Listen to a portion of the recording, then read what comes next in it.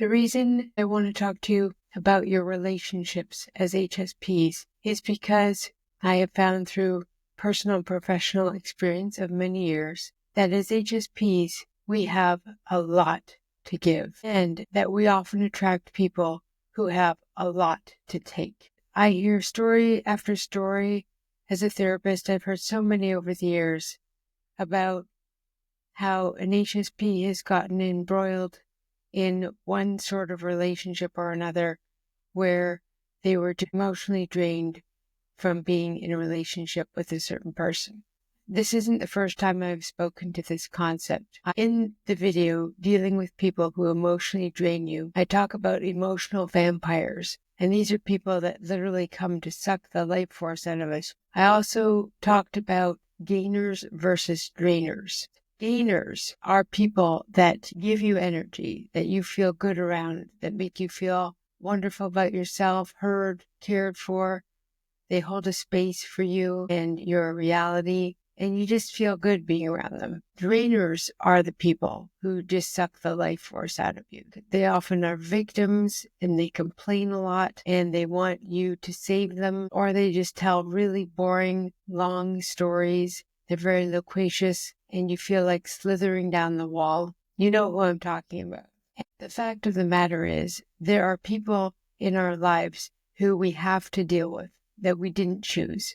Then there are the people in life that we choose to be in relationship with. These are our friends and our partners and the people that we really want to hold close to us. And in those relationships, we can be very discerning. When it comes to the relationships that we did not choose with family members, for example, we're just stuck with these people. In-laws are another one. We may choose a wonderful partner, the person of our dreams, but the package that comes with that person, i.e. their family of origin, has much to be desired. The thing that I see happening with so many HSPs is that we throw ourselves under the bus in order to get along with other people, and that we don't put ourselves first in relationships. I have learned the hard way, as well as many of my clients have. It's that whole idea of putting your own oxygen mask on before assisting others. We really need to practice self-care. Our mental, physical, and spiritual health has to come first. We can't really show up in relationships in a healthy way if we aren't showing up for ourselves. Setting boundaries is a very clear example of us not throwing ourselves under the bus, of putting ourselves first, asking for what we want, asking for what we need, and being clear with other people about what those wants and needs are. Now, reminder, other people don't like boundaries, especially those people who have a lot to take from us and don't like doing their own personal work. What I mean by that, as a therapist, is that we have to do our own personal work. We each have what I call a karmic journey in this lifetime, and it comes with all kinds of experiences and situations, a lot of obstacles that we have to overcome.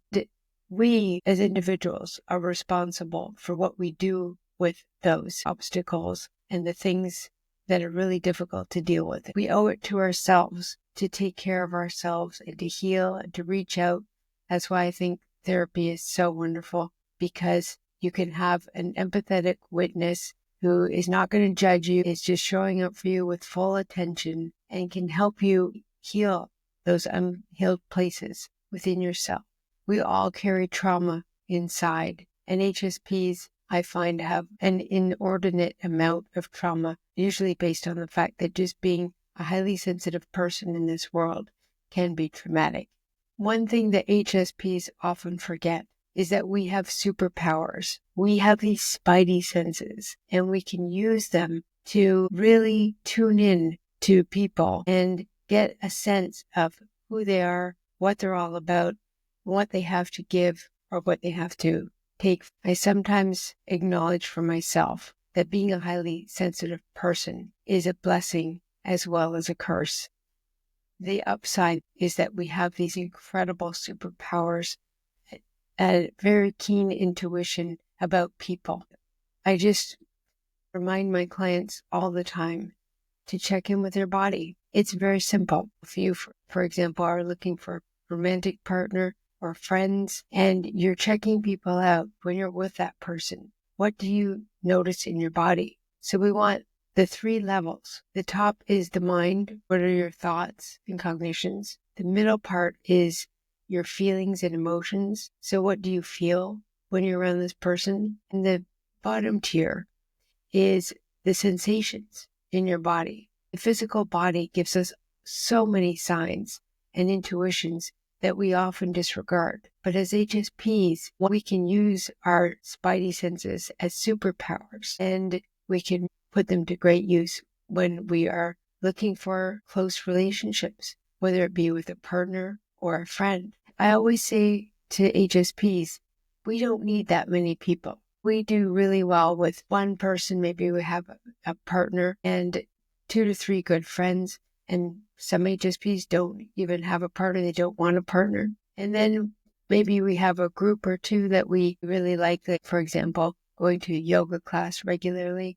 You can do very well with a few of those. The difference between HSPs and non-HSPs is that we need less people. We don't need so many people in our lives. So when we choose to have people in our inner circle that aren't family or in-laws, we need to be very discerning in who we choose to spend our time with.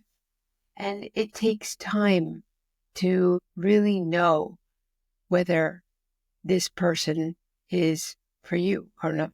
I see a lot of the calamities that happen to highly sensitive people in relationships, especially when it comes to dating. They rush too fast into the relationship, and they end up doing things and being in situations that they don't want to do or be in because they felt rushed. And when I asked an HSP who was doing the rushing, it was usually the person they were getting to know.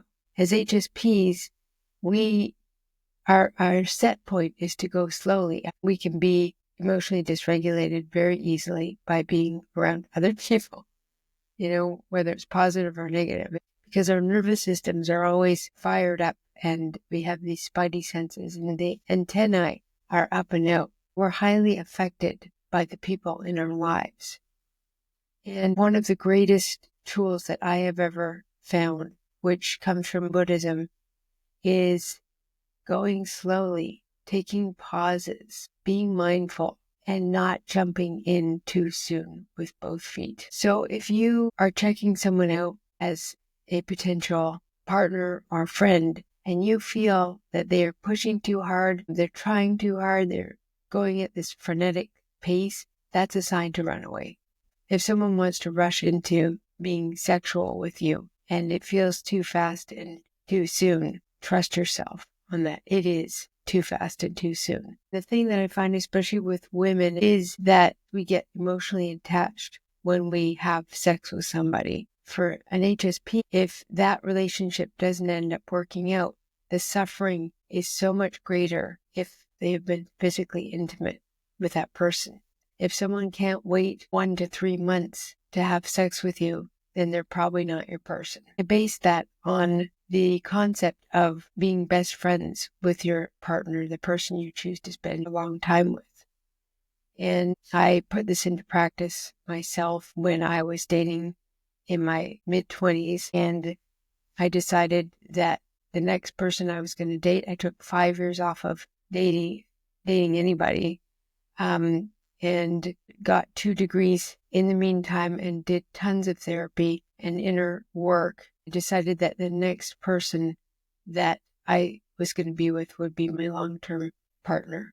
At 27, after exactly 5 years of working on myself, there he was. I custom ordered him. If you want more information about that and how to implement these types of techniques, you can get a copy of my book, Dump That Chump.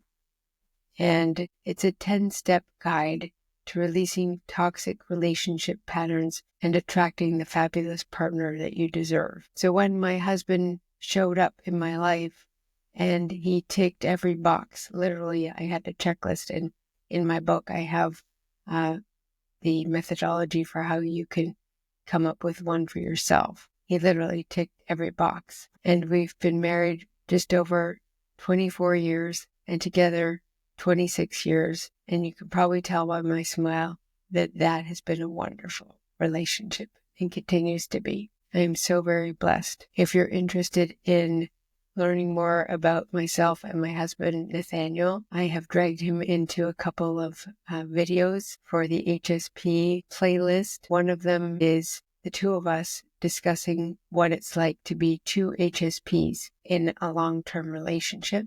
It's funny and enlightening, and there might be some stuff there you find helpful.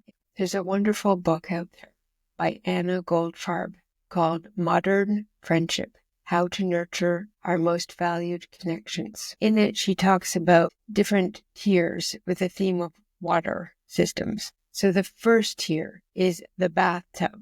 The bathtub usually consists of one person, me, and another person, my significant other, and maybe a best friend. Those are the people you want to keep really close. The second tier she calls jacuzzi friends. About 3 to 5 people, they're your support group. They're really good friends that you can count on.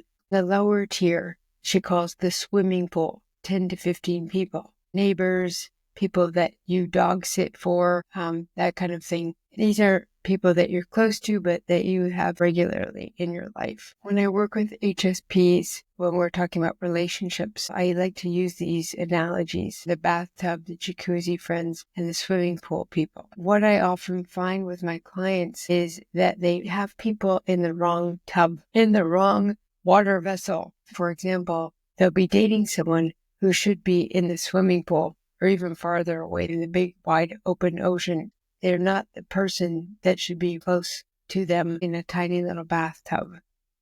And every HSP knows what I'm talking about when I say jacuzzi friends. They're the people that we can lean on for support. And you need to choose 2 sets of friends very carefully: the bathtub people and the jacuzzi friends.